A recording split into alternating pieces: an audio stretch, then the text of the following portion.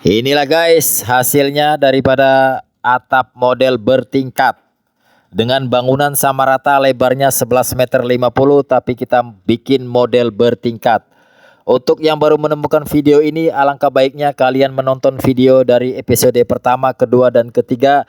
Saya cantumkan linknya di deskripsi, silahkan ditonton biar tidak gagal paham.